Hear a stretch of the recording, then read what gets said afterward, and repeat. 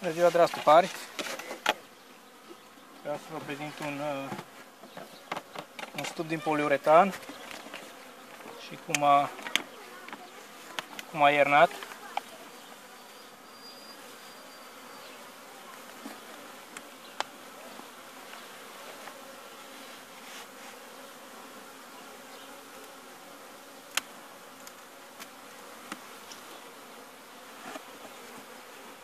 Aici puteți vedea că mierea încă există.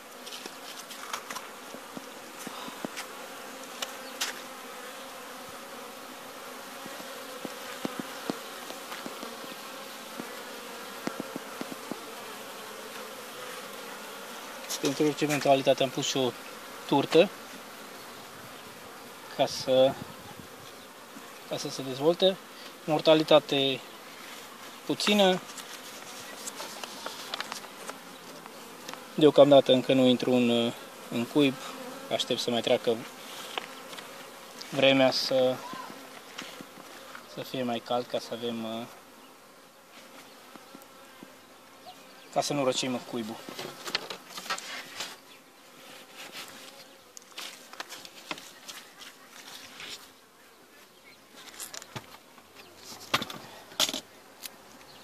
Acestea îi voi da încă o bucată de turtă.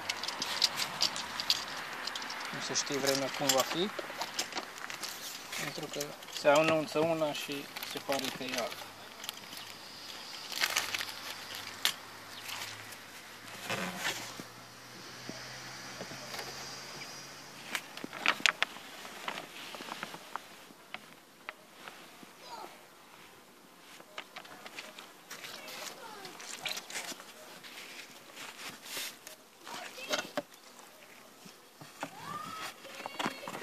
Bun, trecem mai departe la următorul.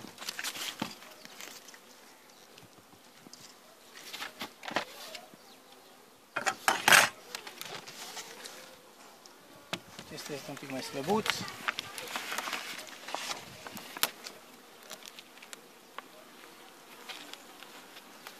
Dar este mișcare,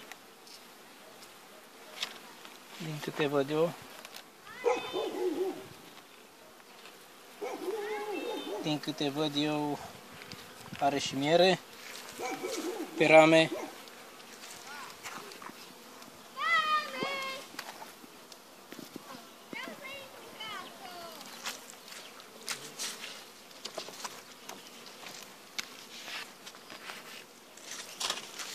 Așa. Poate ar trebui strâns mai tare, dar deocamdată îl mai las.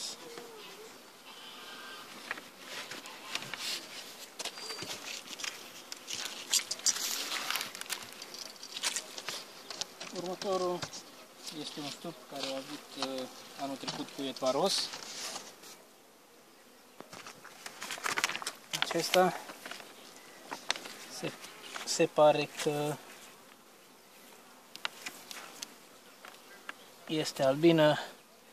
Aici cred că totuși voi scoate o ramă, pentru că mi se pare prea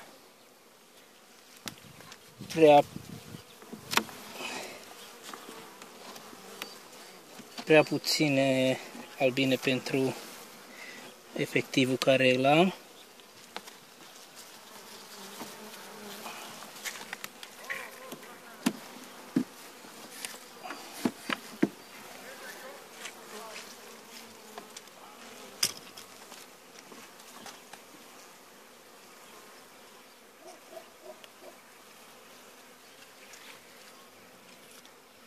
Și rama asta o voi scoate.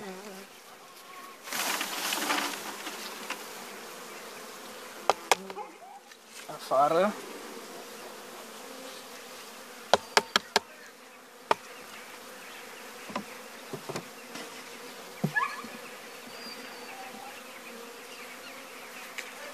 Și lăsăm pe mai departe. Aici punem turta înapoi. Mai tăiem puțin din folie.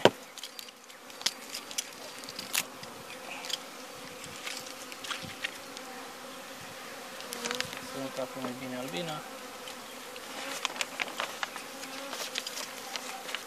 și efectiv pun înapoi. La următoarea tură, dacă mai trebuie, mai scot din rame.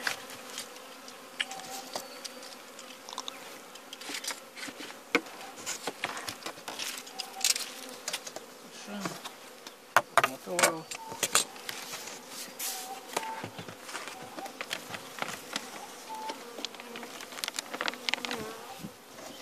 Aici. Nu am cu ce să umblu, doar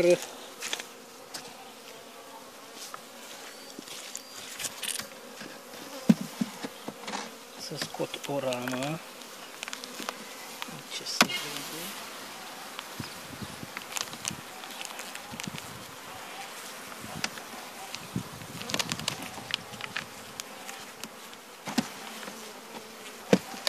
Dar nu scot nici pe asta pentru că are miere pe ea. Și o las. O las pentru orice eventualitate.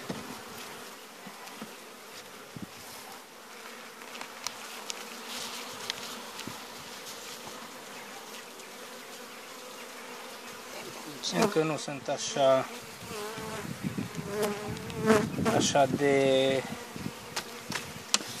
de nervoase. Să sperăm că nici nu o să fie.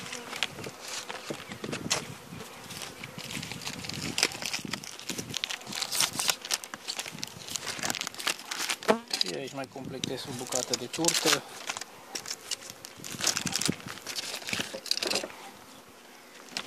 Ultima, pentru că următoarea va fi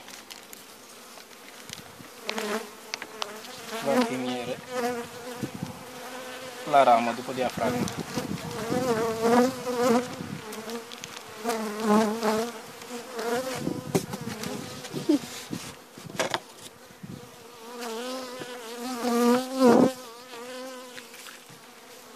Bun.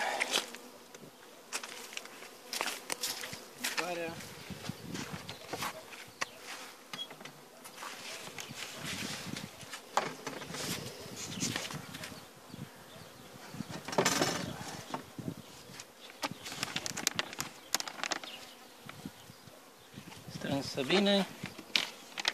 Aici va trebui să-i pui o diafragmă.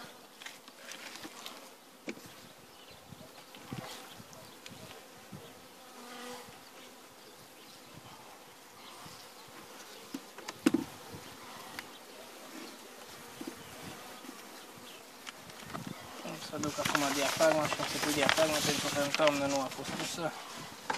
Și scot o ramă cu miere pe care văd că este miere necăpăcită.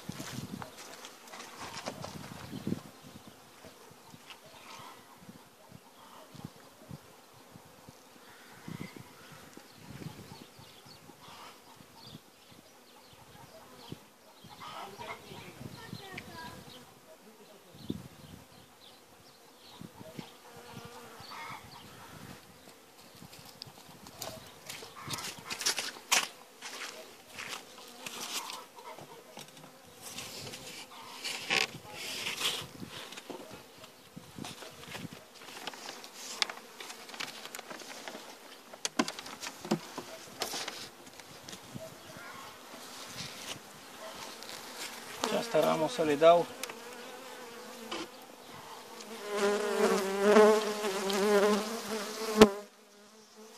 după diafragmă, când se mai încălzește vremea și au mai mult zbor, pentru că văd că există miere necăpăcită încă în ea. Posibil și de la turtă, se vede cum este turtă în ea, băgate în celule.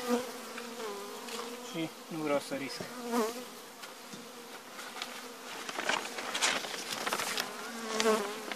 Iarăși mortalitate, eu zic, foarte puțină.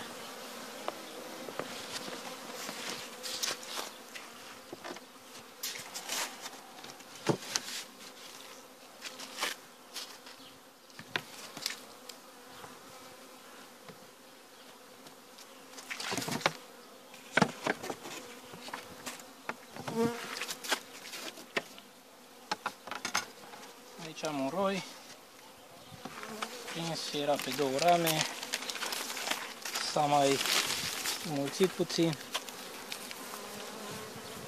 Vedem ce este. Nici acesta nu are pusă diafragmă, nici nu să-i pun. Ups. Să nu intre la scoatem afară, să nu avem pagube colaterale.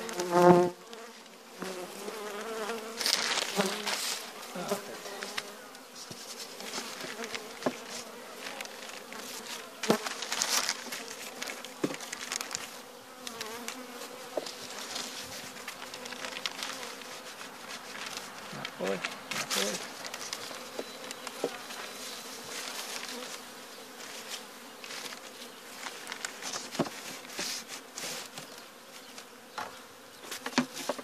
Bun.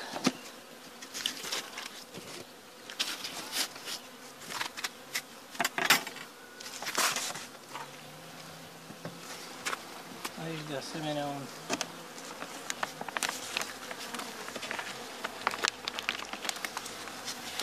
pe 4 rame. Populație este, miere este, asta vă voi scoate tot așa ca și celelalte și voi da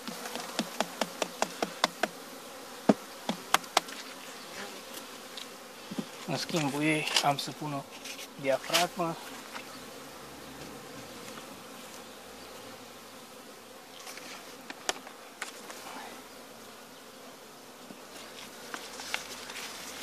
Filmează, te rog, și înăuntru. Cam asta e mortalitatea. Vom vedea pe luna martie la sfârșit, când se numără pagubele. Până atunci mai avem ceva.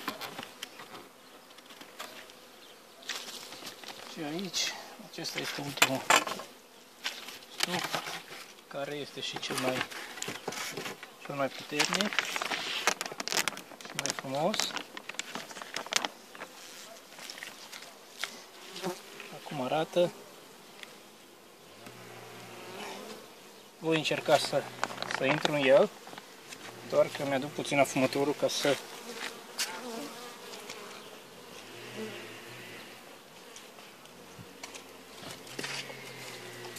sperăm că nu vor fi foarte deranjate de prezența mea.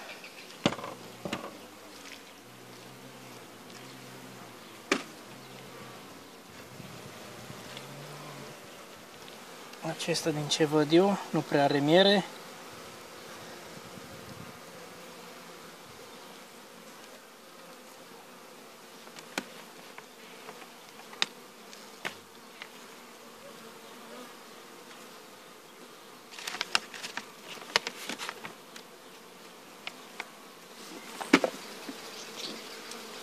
Este cam așa se prezintă la ora actuală. O să încerc să intru cât mai repede, dar totodată să nici nu bruschez.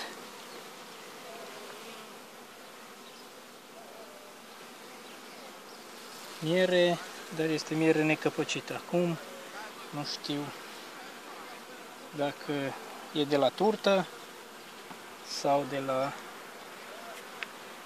de anul trecut, dar consider că de anul trecut nu are cum să mai fie la această oră.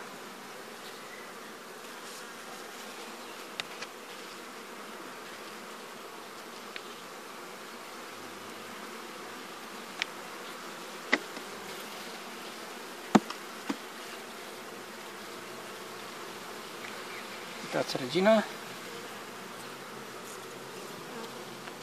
Se vede regina.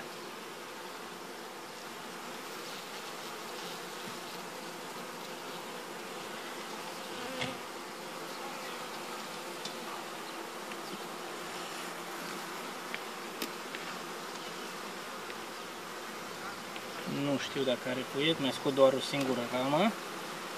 Să vedem ce se întâmplă. Și după aceea îl voi închide pentru că deja timpul este prea mare.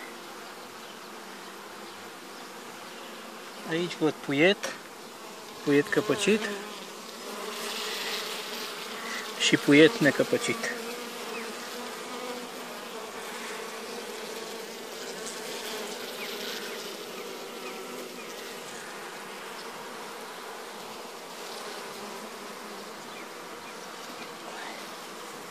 Să sperăm că va fi bine.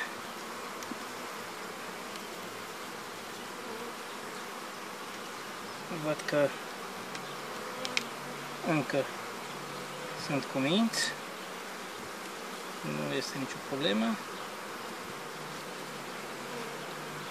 Șiberele le-am închis pe o suprafață de cam 10 cm deschise, deci aproximativ total, nu știu dacă se vede din cauza soarelui.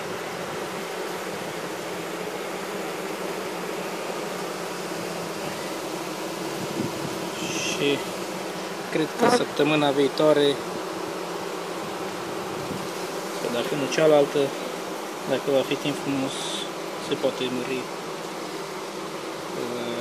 poate mări efectiv cu încă o ramă, dacă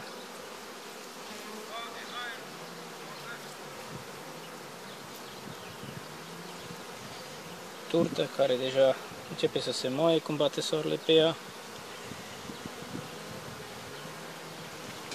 Închide.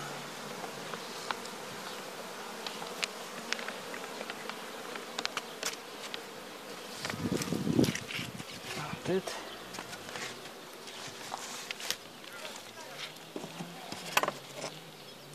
Și sperăm ca să ne prindă vara cu toți sănătoși. Asemenea vă doresc și dumneavoastră. Mulțumesc încă o dată soției, un viitor apicultor, care m-a ajutat să filmez această intervenție. Mulțumesc mult!